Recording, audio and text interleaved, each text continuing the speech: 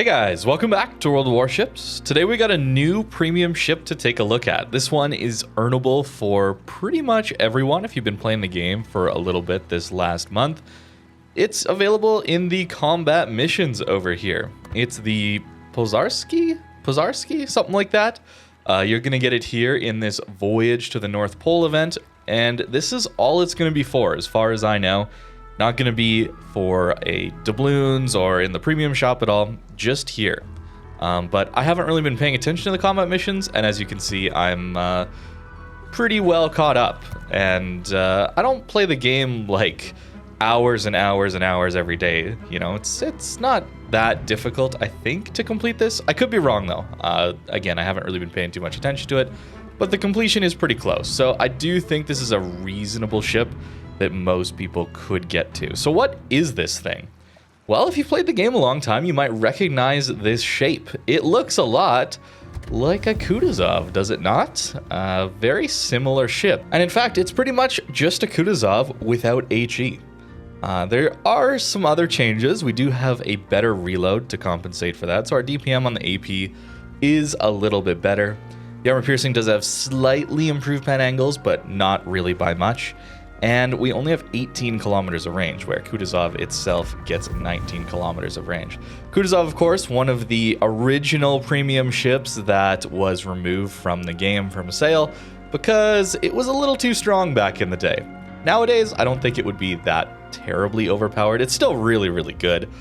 The range especially is kind of crazy on it, but not having a heal, its DPM isn't as insane as it used to be. The fire chance also not as insane as it used to be. The gimmick of this ship, of course, being that smoke plus HE spam. Pretty difficult to deal with back in the day, but we've got a lot of that now. The Pozharsky here also has a smoke, but it's a little bit different. I would say better, actually. Where Kutuzov only gets 2 base smokes, this one gets 4 base smokes, and they are short duration. So this is really, really nice. Kutuzov sometimes feels like you're investing a lot when you're smoking up, right? It doesn't have very many heals, or smokes, sorry. It doesn't have very many of those smokes. And it's quite the investment to play one of those smokes. Whereas this, you get a lot of them, and they're shorter duration. It's not as big of an investment. I think that's going to make it a little easier to play around those smokes. A little easier to just pop a smoke early on and not worry about things too much going towards the late game. So that's really nice to see. The other thing here on the commander, we are taking Superintendent, so that is getting us up to our 5th heal. And something else you should be aware of too is we don't actually have the 8-kilometer torpedoes we would see on the Kutuzov. You can see here 8 kilometers. Pretty nice to have the 4-kilometer ones. Pretty much for YOLOs only. The damage output is the same though, so it should be okay if you get YOLO'd, but really not as useful as those 8 kilometers. But other than that, it is pretty much the same ship. The HP is going to be the same. Our armor is also going to be the same. Notice it's not very good. 27 mil deck is okay. A lot of stuff will still overmatch through you at these tiers. And yeah, 100 millimeter plating on your Citadel. And it's above water, and it runs the length of the ship. Yeah, it's an old design. It's back from a very different era of World of Warships, where this is what we saw out of cruisers. Even though Kutuzov was very strong, yeah, it got dev struck. It wasn't difficult to dev strike this thing. Nowadays, of course, we see the Citadels creeping lower and lower below water. They cut off at the ends, that kind of thing. It's a different game to play. But to be honest with you, the smokes more than make up for that lack of survivability here on the Kutuzov, and I'm assuming on the Pozharsky since we have more flexible smokes with it. We'll see how it plays though, given that we don't have high explosive. That's kind of the bread and butter of Kutuzov, is farming battleships at those mid to long ranges. And this ship doesn't have that, so we're going to have to be a little more creative with our positioning. But as you can see, our concealment is okay. We should be able to catch some broadsides. 18 kilometers in range should be enough to get us some decent damage and have some flexibility on positioning. So getting into our first game here, we have some very unfortunate matchmaker. Yeah, it is like all tier 10s. But hey, no carrier, no sub, so that is nice to see. We're going to see if I can even survive this. Should be interesting, I think. But we do have some teammates pushing up to the A-cap here with us. There's a Des Moines that seems a little lost, so maybe we'll take some shots at him. I think the shell velocity is slightly better than the Kutuzov also. The other thing, it might just be the shell drag or flight characteristics. The initial velocity might be normal, at least for the Kutuzov. I think the pen is also better. Something else to keep in mind. It's like close to 50% better, something like that. So the AP should be pretty good against broadsides here. Pommern pushing rather aggressively. That's a little spooky. Okay, not bad. The other thing we need to keep in mind is our smoke fire. So 7.7 kilometer smoke fire. That is okay, but can be limiting. I want to make this turn away before the Pommern gets out. And then we should be able to use some smoke to deal with this guy, hopefully. But yeah, it seems like the enemy team is going very strong C flank. And I should probably, honestly, I should probably just smoke up and wait. Don't risk it. Just don't risk it. We are the only tier 8. We'll shoot at the Salem here. Try and help our GK out, who is pushing very aggressively. Shatter. We'll just see if the Pommern comes out. The Pommern will get spotted by our teammates, so it's not too big a deal. Citadel at 14.6 kilometers. And at that angle, okay. Okay, this AP is kind of decent, huh? Okay. Ship might be pretty insane. Oh, I forgot our timer. Okay, Pommern's not coming out. But yeah, the smoke is not a long duration. I think I'm playing Kutuzov here for a second. We definitely are not. But I still think that's going to be a benefit overall. Probably. The range is good. Yeah, our damage output at those angles is not amazing though.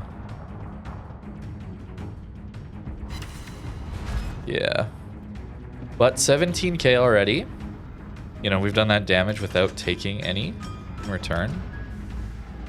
I want to see if this Pommern's going to come out. Because he's kind of not... Yeah, there he is. He's reversing a little bit. How aggressive do we get, guys? That's the question. The enemy team's going to start pushing and maybe killing our guys here. Look at our GK go, man. What a gamer. In comp as well, up the middle. We do have a smoke, right? That's something to keep in mind. We do have a smoke if things get a little dicey with this Pommern. But he's not looking at us, actually. So I think I'm okay with this.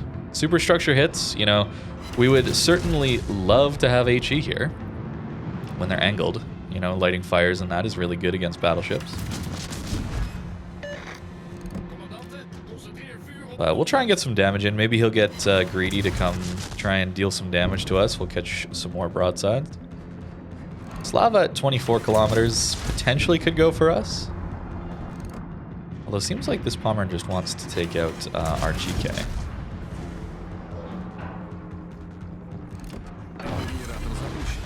Alright, 7.7 guys. That's the number to remember. We do have more pens, so I think we could go for upper belt here, as well as superstructure. Seems like it. Damage output seems okay. I'm not gonna lie. I thought it was gonna be worse. Just because I'm so used to... Well, I haven't played Kutuzov in a while, to be fair, but the extra reload plus the better pen means this AP does pretty decent. I've done 50k already. That's pretty good. And sure, we've used 2 smokes to do it, but we haven't taken damage, right? Kutuzov gets 3 smokes max, right? Yeah, I think that's how it is. So, very committal, right? We would only have 1 smoke left at this point if we had used 2 so early on, right? So, this game unfortunately looks to be a blowout, but I mean, we played pretty safe against these tier 10s to start, and I think that's what you want to be doing as a cruiser overall. Just if you're in a double up tier, play safe, play islands, use your smokes if you have them, use your defensive tools to use them liberally, all right? Even in a Kutuzov, it's really good to just save your HP to late game. If you have to open water at all, it's easier to do it later game than it is early game. So that's where I tend to use the smokes a little earlier on in the match, even if they are useful late game, because they are. But this thing is not bad. Not bad start. You know, it's not an insane game, obviously, because it's blowout. But you're never going to get insane matches in a blowout like this, unfortunately. I think out of everything in this game, I'm actually most impressed that our GK pushed that hard and lived. Well done, man. That was very nice. That was very well done. There we go. Bit of a blowout in that one. Unfortunately, those are pretty common these days. But pretty bad matchmaker, and yet we still did okay.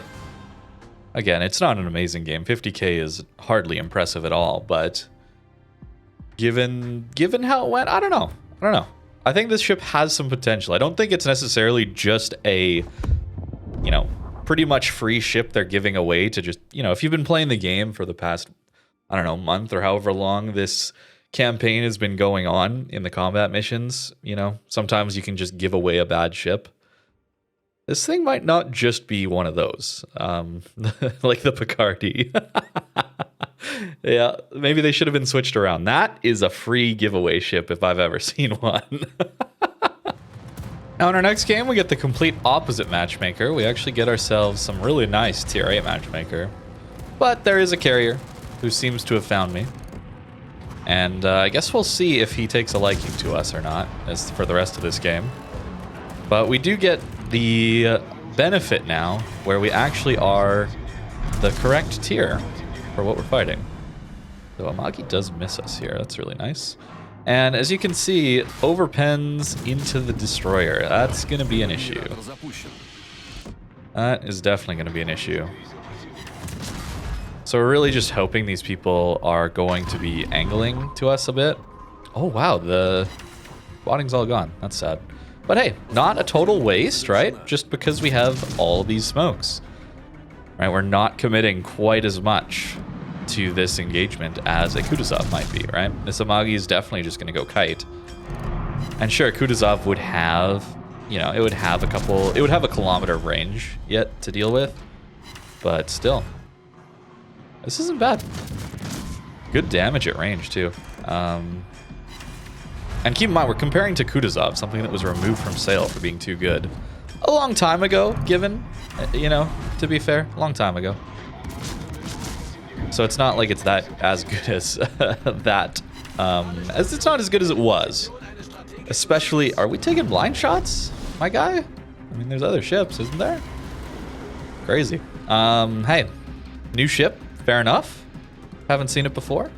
It's pretty common. Pensacola. Oh, I really want him to come out. Unfortunately, I don't think I get him. But this AP is much better than I thought. I think the pen and the slight pen angle improvements, it's very minor. It's around, I think it's like 50 degrees is when they can start bouncing, where most shells are at 45. So very, very slight. Something like a... No. What is that ping? Hello? No, surely we're not trying to blind ping me. Really? That is insane. Alright. Okay.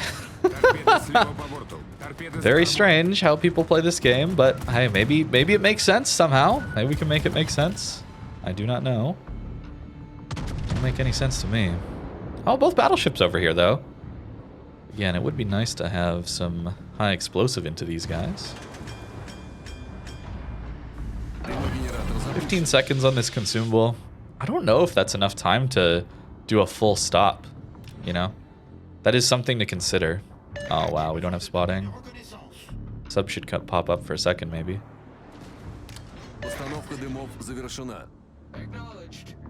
NC, probably? Yeah. Did I overlead that? Slightly. Surely that's not a blind shot at us. That has to be for the Richelieu behind us, right? Right?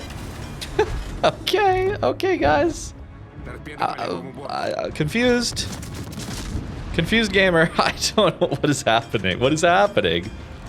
Other stuff is spotted, right? They should be dead. Yeah, there we go. now we're lit. Smoke has run out on us, but 18 seconds. I'm just gonna angle for now. Mine's going broadside. Quite good for us. York AP could be bad for us. We get Citadels here. Actually, don't know. Doesn't seem like it. Not quite.